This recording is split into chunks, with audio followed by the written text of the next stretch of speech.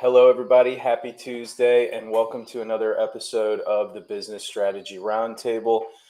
Today, we're welcoming Ian Blake from Squaredot, who's joining us from Ireland, which I think is super cool personally.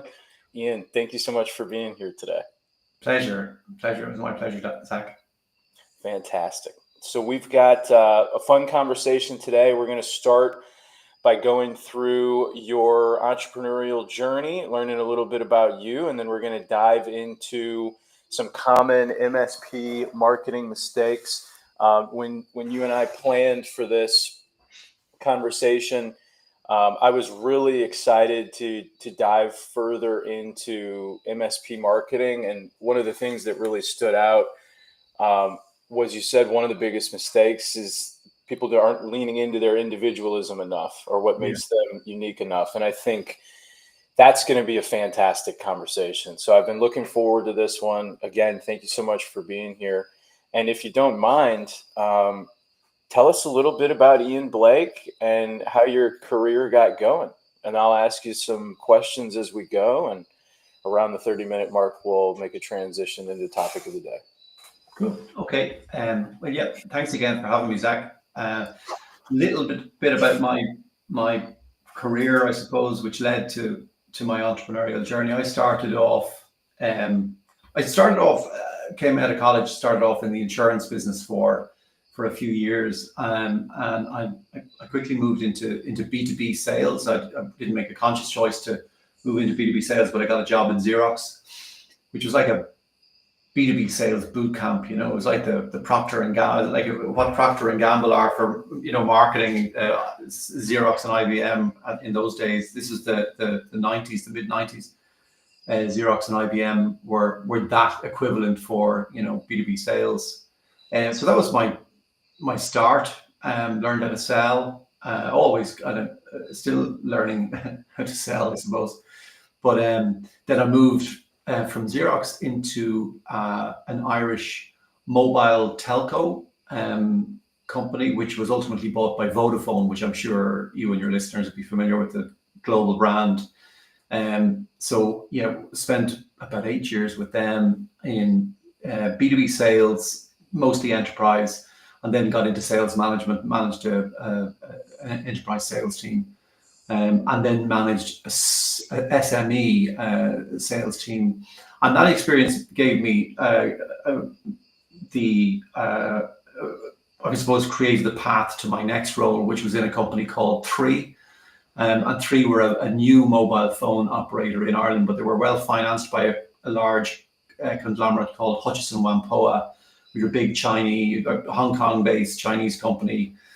Who invested strongly in this brand Three, which are they're they're big brand now certainly in Ireland and the UK, and a number of other countries in Europe. I think they have a presence in maybe Australia as well. I might be wrong, but anyway, what I did there was I set up their B2B sales and marketing operations and fulfillment, the whole kind of the whole proposition really, and from a standing start, and grew that business, helped them grow that business, and that was quite a big kind of baptism of fire really, because I'd come from these two big brands, Xerox and Vodafone, and these guys, despite being well financed, were very, very much unknown in the Irish market. So for the first time in my life, I was selling for a brand that nobody knew, and learn an awful lot along the way. I probably really honed my sales skills, because the brand wasn't doing any work for you. It was all down to your ability to sell, or my ability to coach the sales people and help them sell. And after doing about 4 years of that, I moved into run. As the business grew, there was just an opportunity to focus more on marketing for them on the B2B side, and grow their brand, make them more famous, because that was an obvious thing to do. And that's where I started my B2B marketing journey. And whilst doing that role, I discovered there wasn't a specialist B2B marketing agency in Ireland. I had to go to the UK to find one at the time. So that was the first time the seed was sown in my mind that there might be an opportunity to set up a business. So I spent the next 3 years kind of working with this UK agency and learning, the B2B marketing ropes. And this was in kind of 2011, 2012. It was the beginning of, it was like the early, like the digital marketing was already a thing, but it was still a bit of a dark art. And then HubSpot was starting to make moves, and we used HubSpot, so we got to learn about that. Got to learn about content creation, and during all of this time, this business tree bought another big mobile telco company in Ireland, and that gave me an opportunity to get out with a soft landing. So then, kind of 20 years in the corporate world, I had this opportunity to set up my own business. So I left, as I often say, I was like Jesse Pinkman leaving the leaving the burning house in the final scene of Breaking Bad, leaving the corporate world, I suppose, with equal kind of dose of excitement and fear, So yeah, that was the start of my entrepreneurial journey, which is more than 10 years ago now. Yeah. I appreciate you sharing that, and I love the first of all, I love Breaking Bad, and I love that analogy. I was going to ask you, you've gone. It sounded like you were taking lots of steps during your corporate journey, and you weren't afraid to go to different companies, and you weren't afraid to kind of take on. You were kind of sales marketing a little bit the whole way, and you weren't afraid to move and make changes. And then, like you said, you were in that space for about 20 years. So my two questions were going to be, the first one being, tell me a little bit about why you felt so comfortable to move, and what you would recommend to folks coming up, in their 20 to 30 range now that, they get labeled as job switchers, or there's this like kind of attitude towards one way or the other. I'd love if you could kind of weigh in on how you saw that, and then I'll save the next question, but I'm going to ask you about how you felt about corporate life and that type of thing. Yeah. Okay. So yeah, I think if I reflect on it,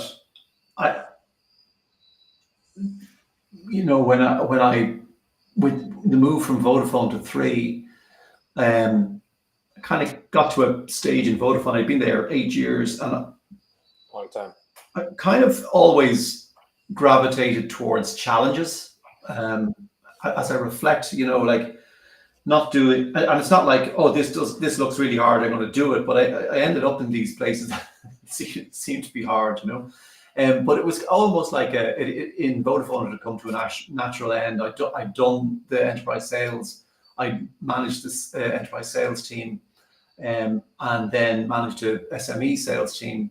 So it was either kind of move up to the next level of management where you're managing managers, or move. And then this opportunity came where this business Three were setting up a B2B operation. And so I was kind of an obvious choice for that. And they seemed like a good operation, exciting, young. So yeah, got into that. And that was, as I say, there was a baptism of fire, because you in some instances you go into these things blind. You think that it might be a lot like the big corporation that you're leaving, and you arrive in there and it's not. But I suppose I'm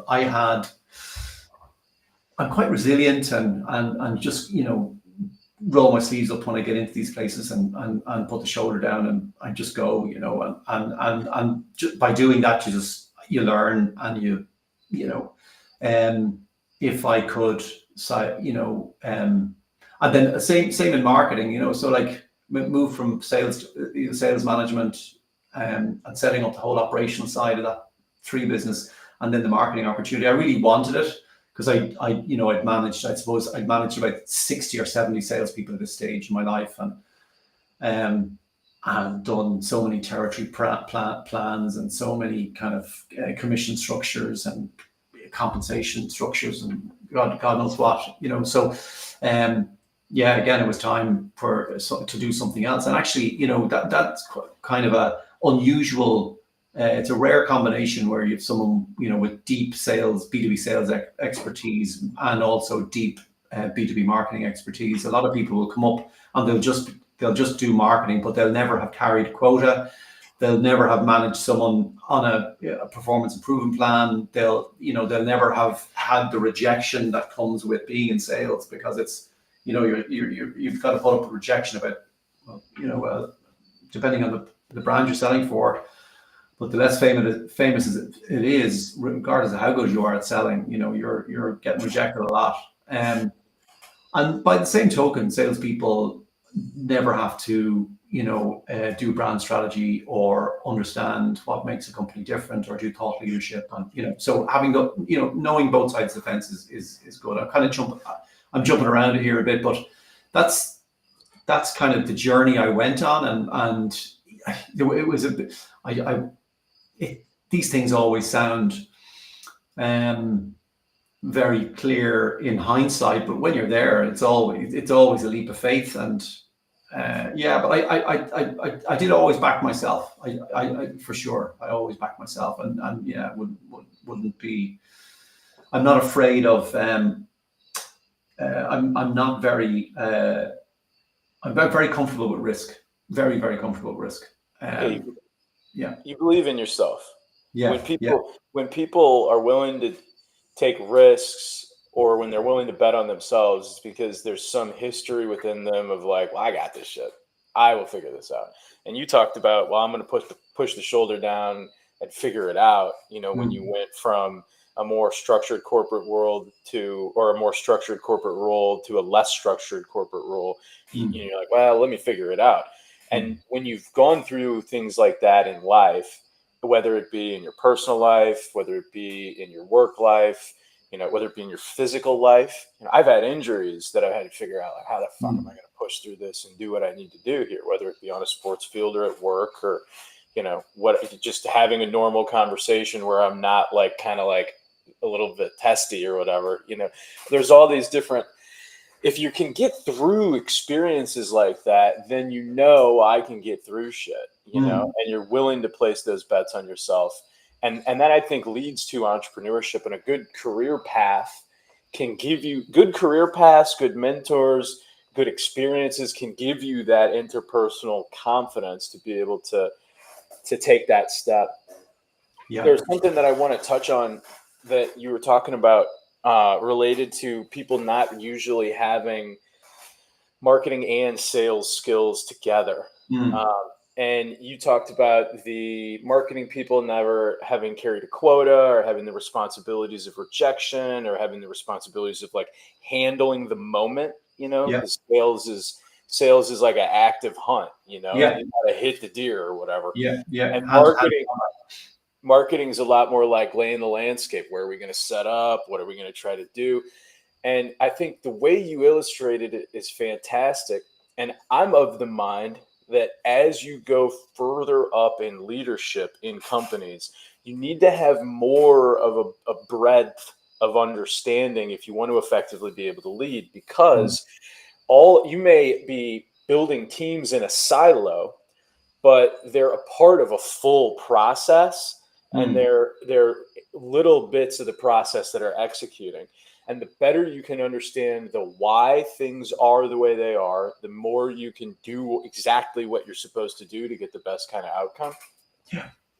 And then additionally, on the sales and marketing side, if you're creating a marketing plan, but you don't know how that conversation is going to go in the sales process, maybe the marketing plan is not considering how then you'll sell based on how you've presented it. So if you're marketing all these features that, may have a cost problem, for the buyer, but you're marketing on features that are creating a problem for the sale situation. The problem is that the marketing person doesn't understand the need of the customer, and the salesperson is the one that's dealing with the customer. So there can be these breaks in the chain of understanding.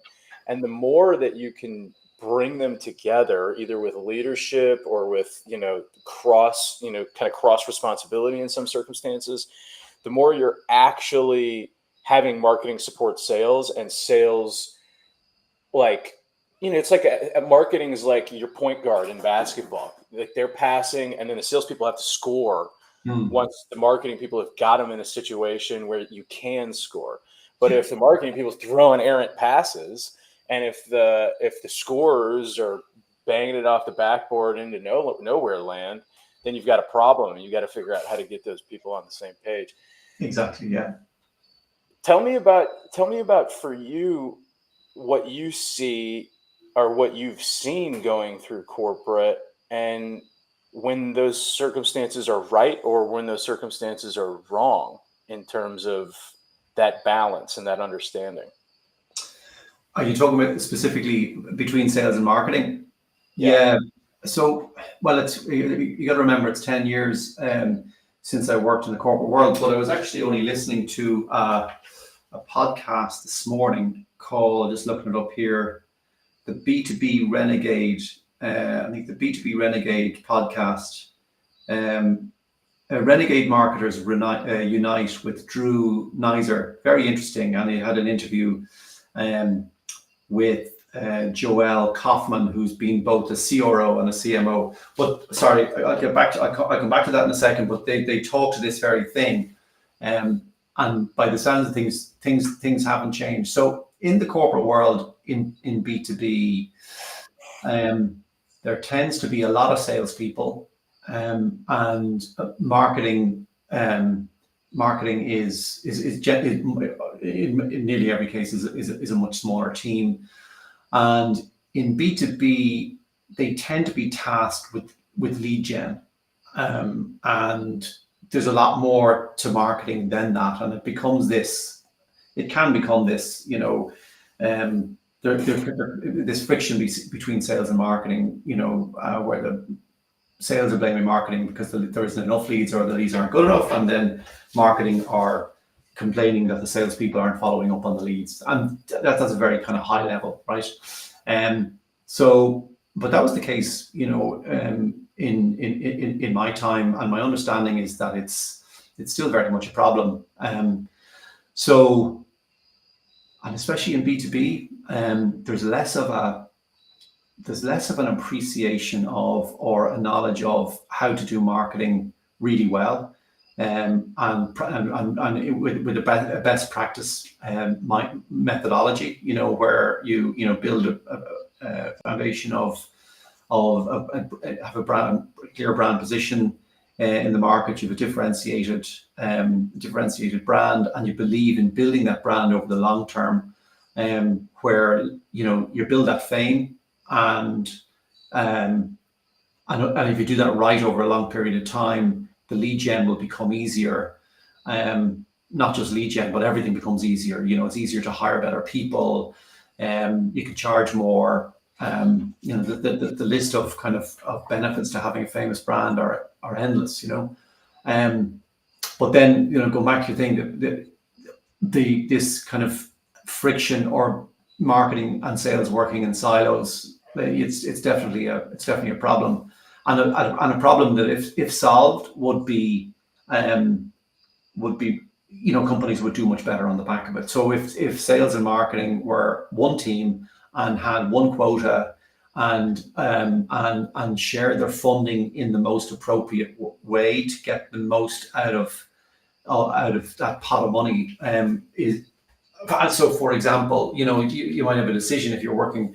If CRO and a CMO are working together, it might be say, well, what's the best thing to do here? Do we hire a new salesperson, or do we take that, whatever the number is, $80,000 or $150,000, and put that into something else? And it comes down to knowing what your numbers are, what's the cost of acquisition, what's the lifetime value you're generating. These type of things, they inform that decision.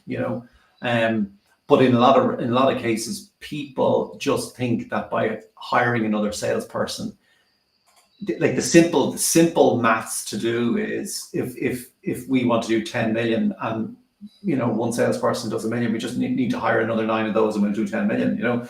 But like it doesn't work like that. So you need to. So that's, I suppose, if sales have the power, more of a voice at the leadership table, and there isn't that kind of coherent thinking, coherent strategy, they'll just hire that salesperson, and then there'll be more pressure on marketing to deliver leads for that salesperson. So yeah. I love that. I love how you broke that down for us. When you said the sales and the marketing leaders need to get on the same page, and I paraphrased there, but the sales and the marketing leaders need to have a conversation and make the right decision with the spend. That seems exactly right to me. And when you think about a corporate structure, so many of those people are vying for themselves, especially at the top and when you get to the top. And at the top and when you get to the top, there's way less competition. And the competition is the other people around you. And if you're trying to show value, or if you're trying to be the problem solver, if you're trying to get the next C-level promotion, you may be less inclined to collaboratively problem solve for the root cause and what the actual solution needs to be. And you might say, well, I'm going to hire this sales guy and I'm going to say that the marketing team's not getting us enough or whatever. The other side of that is what you said is it's a lot easier just to, well, what do we do? Hire another salesperson? Let's hire another salesperson. It's a lot easier than sitting down, taking 3 hours of a day with a couple of C-level people whose hourly is probably, obviously not measured in hourly, but probably is pretty fucking high, and having them break down what really needs to happen. A lot of companies first of all, a lot of companies' structures don't want to waste that time and money to get it right. And then there are a lot of people that would rather be competitive than get on the same page. And then there's a lot of circumstances where people just don't know and they're going fast and trying to problem solve quickly. And it's so easy to gloss over finding the right solution and executing that. And when you're talking about get your marketing leader and your sales leader together and look at what is marketing producing, what is sales producing. Do you not need to hire another salesperson and not spend extra money on marketing, but actually need to better train the salespeople you have because you're only converting on 20% of your sales and the industry average is 45%? Or, similarly, are your salespeople converting 90% when industry average is 60%? But you're producing leads at a rate that's way lower than you should be. There's all of these different levers to turn to determine what do we need to do. And because of what we've been talking about, that sales and marketing are kind of two sides of the same coin, you've got to bring the leaders together and have those conversations. And I'm glad that you pointed that out. Cool. All right. So we've got a couple minutes left here before we transition over to the topic of the day. And I think we've started to touch on some things that are probably universally applicable. I want to ask you about what you saw to be. So you were Jesse Pinkman walking away, beat to hell, tough experience in the corporate world. What was negative about it? What do they need to fix? And again, I know 10 years ago, but from a perspectives and a journey perspective. Yeah, I don't think they need to fix anything. I think there are there was another question you asked earlier on, which is what would I advise to young people? I'll come on to that in a minute, but I don't think it's the corporate world is the corporate world, and it works for a lot of people, and it's there are a lot of benefits to working in the corporate world. You get a guaranteed paycheck at the end of every month. These companies are, they're huge, and so they're not short of money. So there's a lot of security there. You get to work with a lot of great people. You learn a lot. They invest in you. And certainly in the last, for years, they've treated their employees really, really well. From the food they're provided, I joke here from time to time, like the younger generations, they're not happy if they don't get their avocados peeled at lunchtime, working in the likes of Google or Facebook, or because in Dublin we've a lot of the European headquarters are based here, So look, it is they are really good places to work. So I suppose I was in my early 40s when this opportunity to leave with a soft landing came along, and I say it tongue in cheek. I was like Jesse Pinkman leaving the burning house. I found it. It can be quite stifling working in the corporate world. You find it difficult sometimes it can be difficult to get things done. It can be, there's just barriers, and there's a reason why the barriers exist, right?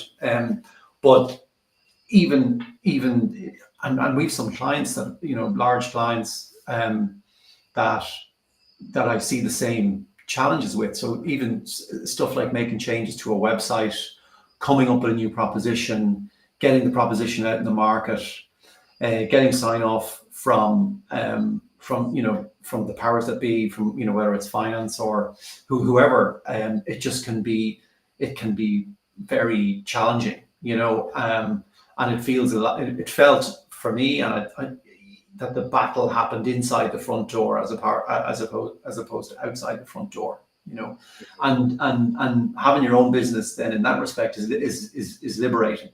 So it's kind of, from a, it's very much down. I would say there are certain types of people that suit being an entrepreneur, and they're people who are very comfortable with risk, who like having autonomy, and the freedom to do stuff. Like I've worked harder as a business owner, in terms of kind of effort and hours and output than I ever did in the corporate world. But because I have the freedom to do kind of what I think is right. It's not about right or wrong. It's just you can just get it done quickly, and when you decide to do something.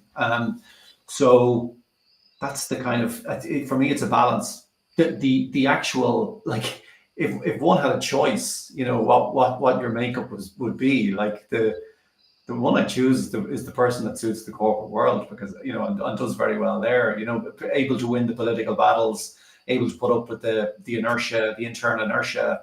Happy days, bring it, give me that, and I'll take it every day, Yeah.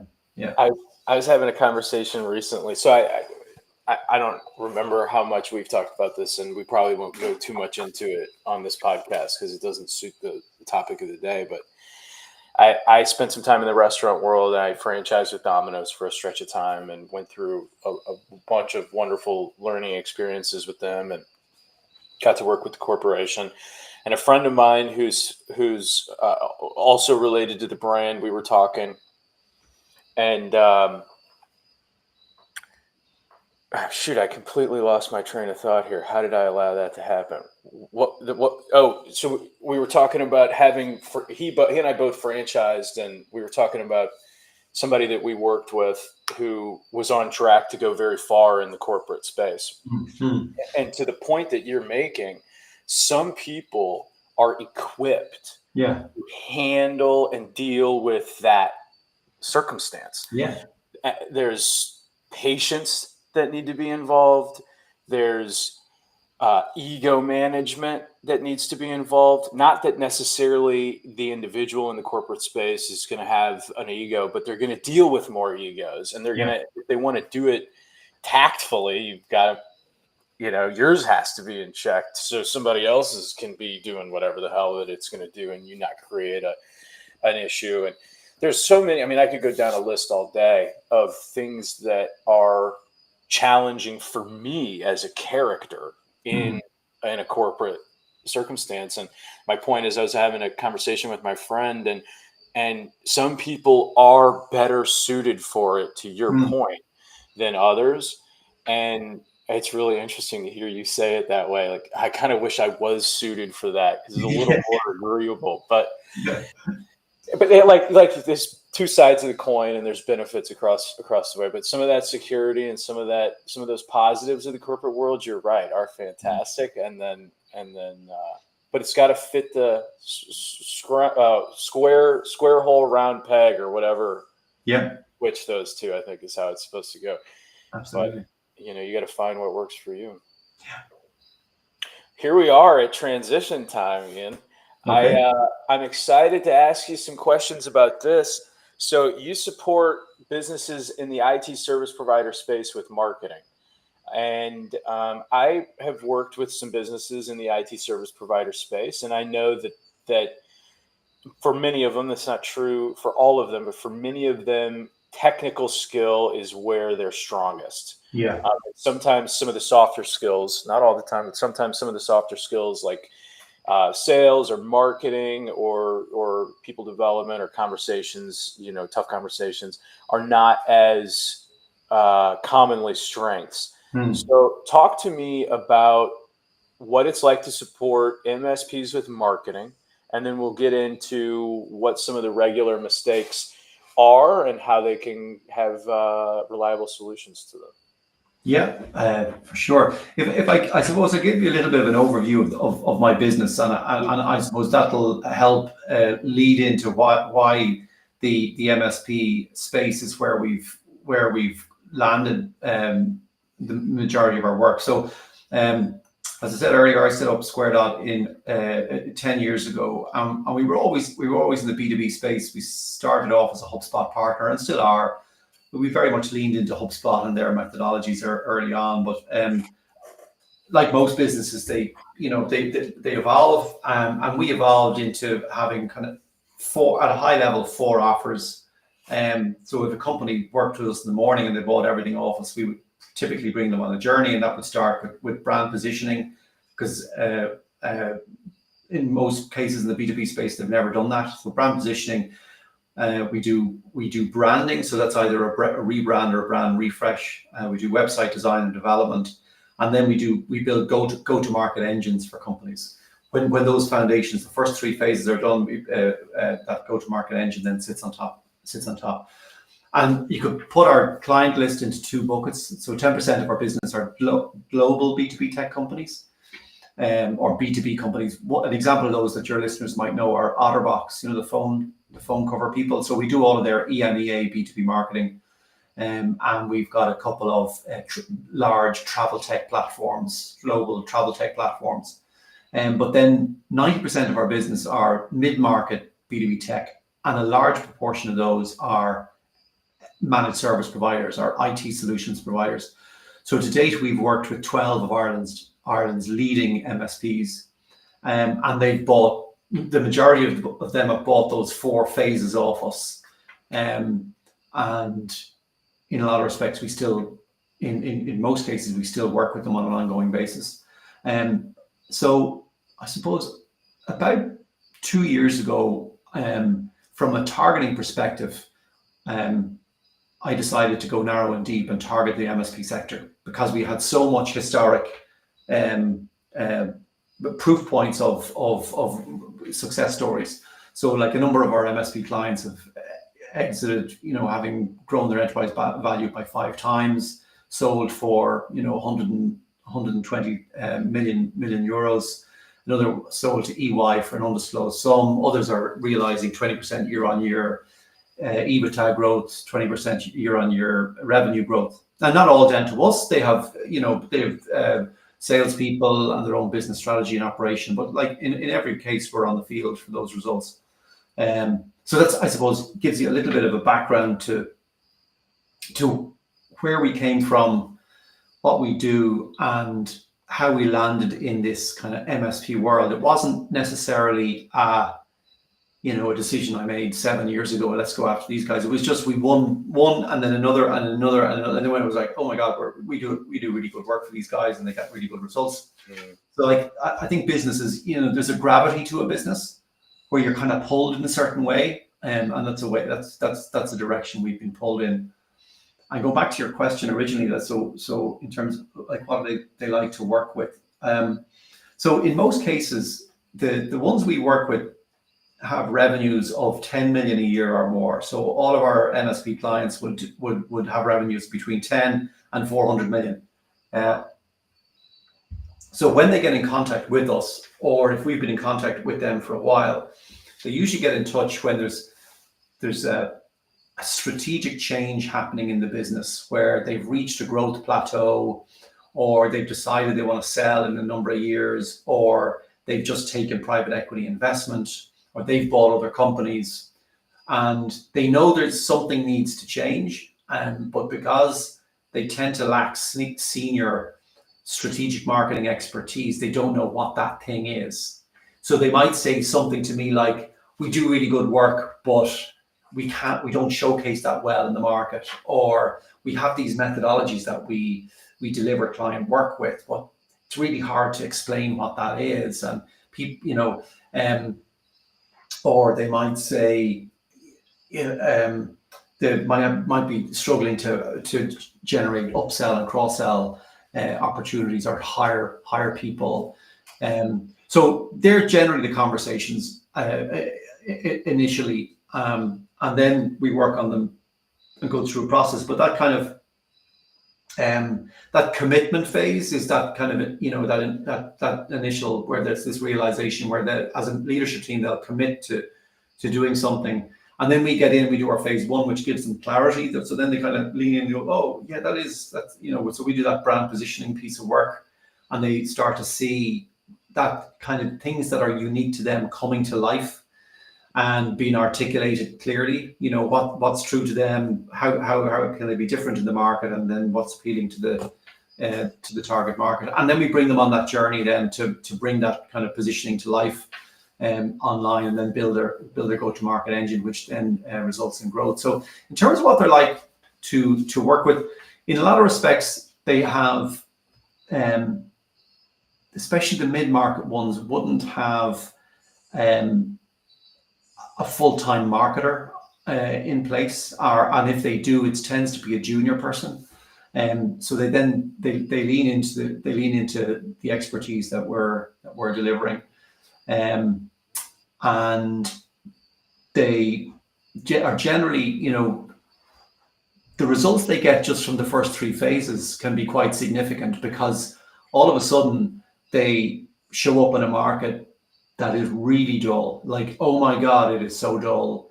And like, I can get onto that in a while, but the biggest opportunity for these companies to grow is to differentiate themselves, and stand for something.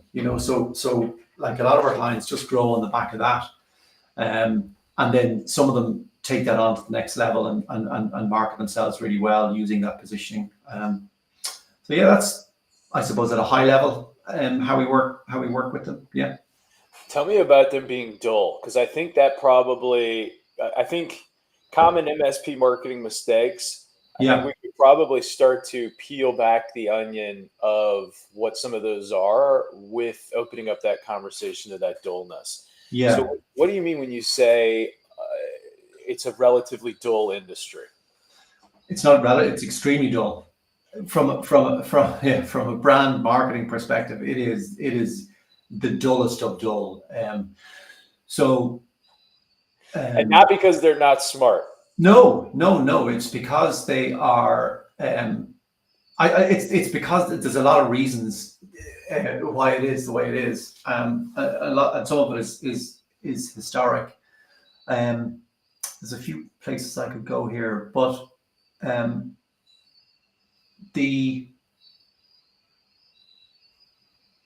just trying to think how I frame this, but take as much time as you need, man. No worries. You let me bumble around, and I'm really interested in. I'm excited. You've got a couple of different ways you could go with it. Yeah. Okay. So there's a lot of evidence in the B2B marketing world, like research-backed evidence around the power of brand building, right? And I'll just touch on some of those things, right? and I'll come back to the dullness in a minute. So the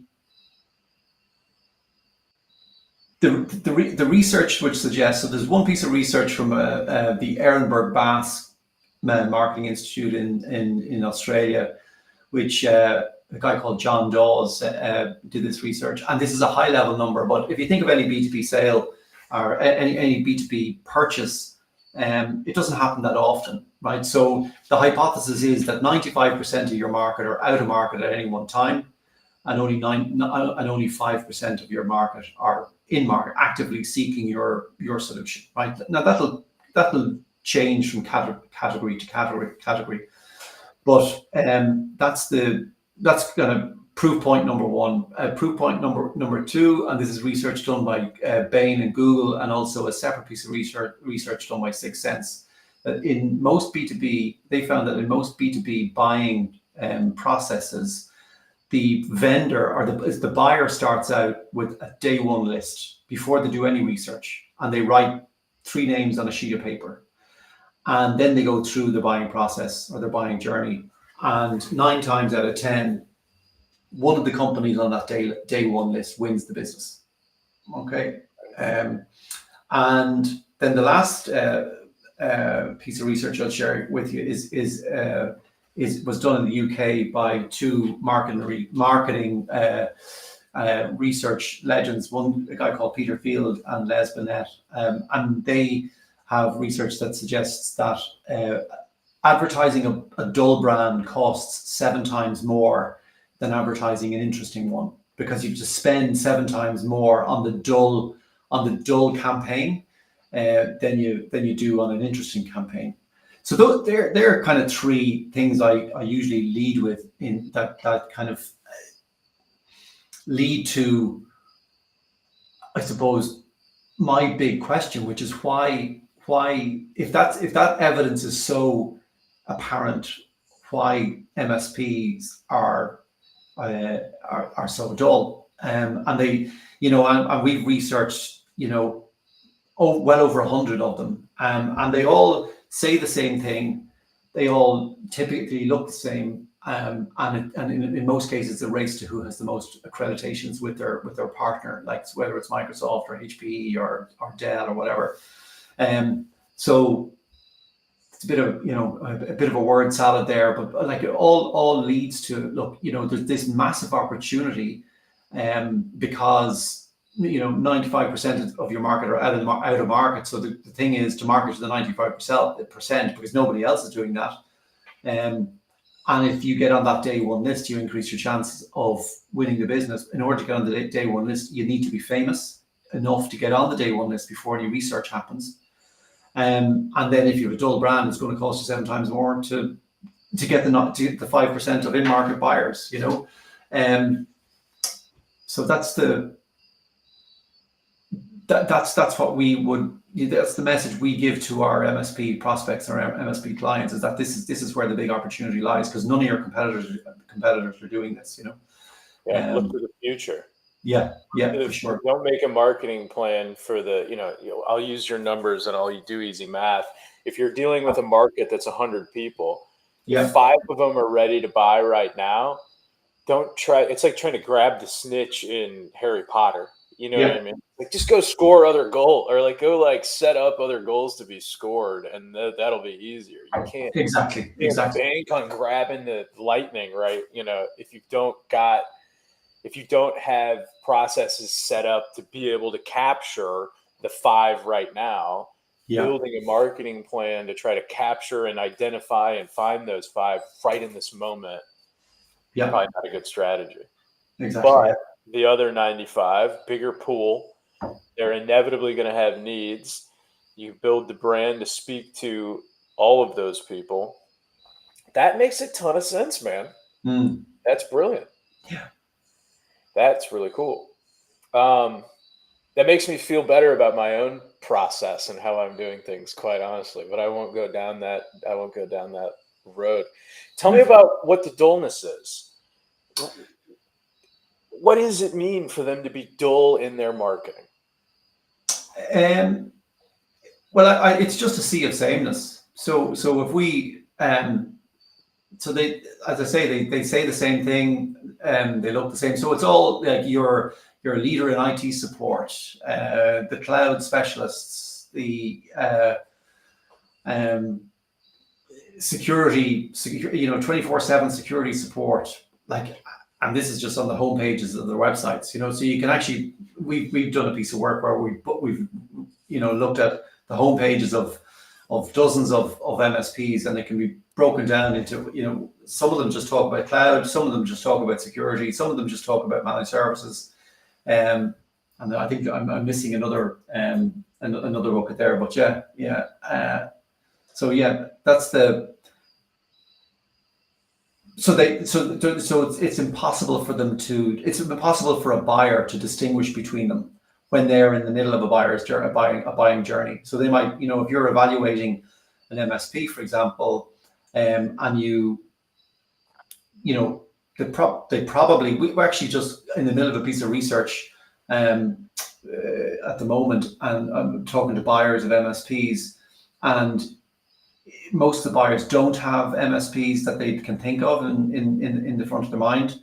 So, again, an opportunity for someone to get known to them, so then what they do is they go online and they search for them, and then when they're searching, they just see they see these companies that look the same, so there's nothing jumping out at them, and so the job then is all down to the salespeople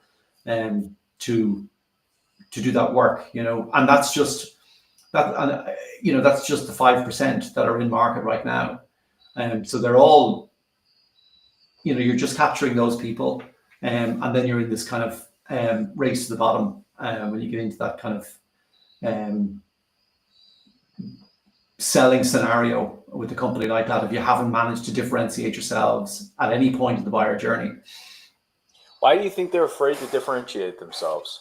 Or maybe afraid isn't the right word, but what's going on? Why aren't they doing that? Yeah, I don't think they're necessarily afraid. I think it's a lack of. I think it's the combination of things.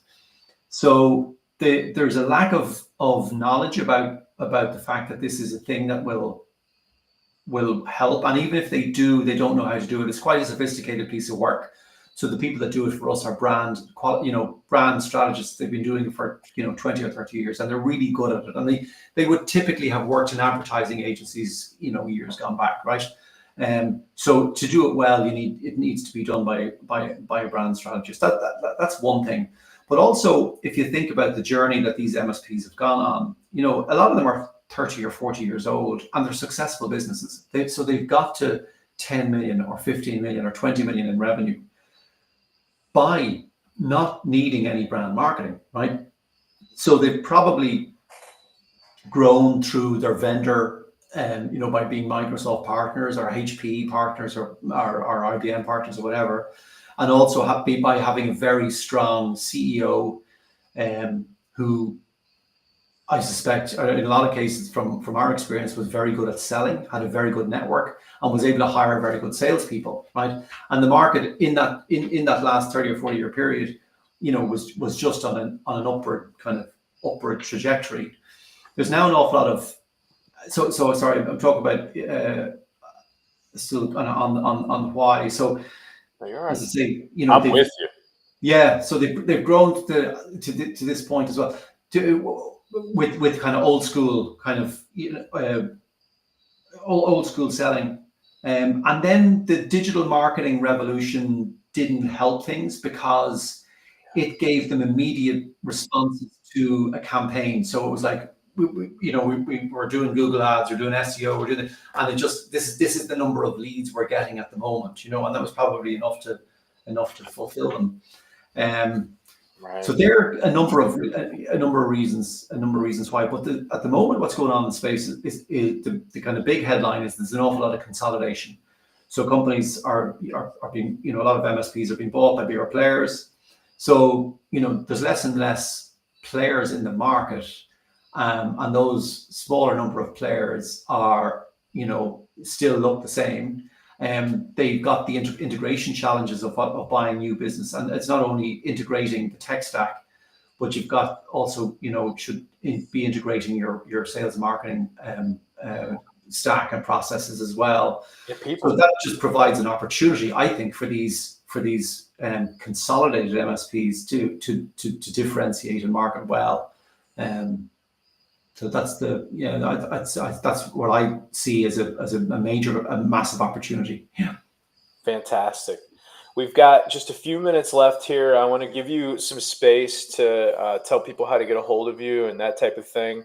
I think what probably will lead us into that little outro section is if you could share with us. So you've painted the picture of the problem, not differentiating, taking kind of the easy route, not having some of those internal high-level skills. If an MSP was going to take this and say, well, I'm going to try to figure out how to differentiate, how do you cut through the noise of, cloud services, security services? How do you actually do that, for an industry that is tremendously dull? Yeah. So the fact of the matter is that they do sell the same thing. So they're partners with Microsoft and IBM and VMware by Broadcom, etc. So they are selling the same thing as their competitors. So it's a challenge to differentiate. But where we usually find the gold to help them differentiate is in how they do business, how they deliver their service. And in that respect, it's always different and quite significantly different.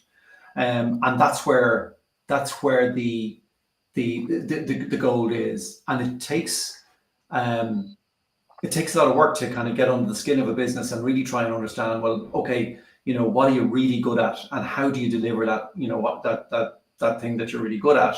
And that usually, when we can bubble that to the surface, you get a lot of nodding heads, when that presentation is done and they go, oh, yeah, that is us, but it's just a challenge when you're kind of running the business and selling and delivering your service. It's difficult to kind of take a breath and go, well, how do we really do things around here, But when you find that, so sorry, that's how I'd answer that question. It's really about the how. Yeah, I love that. And how do we do things? And it can also be different from how do we want to do things. Yes. Yeah, exactly. Like what are we good at? What do we want to be good at? And part of what we were talking about in the earlier part of the call today was you may market something that then your salespeople can't sell. Yeah. Because if you're marketing, hey, we're really good at X, Y, and Z, and this is how we do it because this is what we wish we did. Sometimes there can be disconnects down the road. So really honing in and like, what is it? How do we do it? That's interesting. It makes a lot of sense, man. Yeah, but it needs to be true. So it's a bit like to your kind of point there about like what do we want? It's not how we want to do it. It's how it actually is right now. There can be this kind of look to the future. So like, is this the way you want to be doing things, or how you want to be doing things in 3 to 5 years? But you can bake that into the overall piece of work. But when that how becomes clear, it gives the MSP something to stand for. Not only so it gives them energy internally and gives them then swagger externally. So salespeople can then confidently go out because they've seen these projects being delivered, but now their how is articulated, and it becomes something that they can share in the sales process, in sales decks. It'll be on the forefront of their website, etc. So it permeates through the whole business. And when the salespeople feel confident, the buyers feel confident. Yes. And then you have sales. So 100%. And you've got to remember as well that the buyer here, they're buying. They really want to buy certainty. Like they're buying a service, an integral part of their business. So they don't want to mess this up. So the more certainty you can give them, the more they trust you throughout the process. The more proof that you can give them that you will be able to do this work and keep their systems up and running, or whatever it is that you're saying that the MSP is selling. But that starts with the first time they see you, right through to when the deal is closed, and you're reinforcing that the whole way through. Yeah. Ian, thank you so much for coming on and sharing some of your expertise and some of what Squaredot does for the MSP space. If Pleasure. you want, take a couple moments to, I guess, make a more of a direct, like, hey, touch base with us, or whatever makes sense for this little window here. And I'm really grateful for your time. This was a lot of fun. Pleasure. Yeah. So our kind of sweet spot from a MSP perspective are MSPs that turn over between 10 and usually 200 million a year. We've one that does 400 million a year, and they've reached a plateau, or they've taken investment, or they've bought companies. They're the sweet spot for us.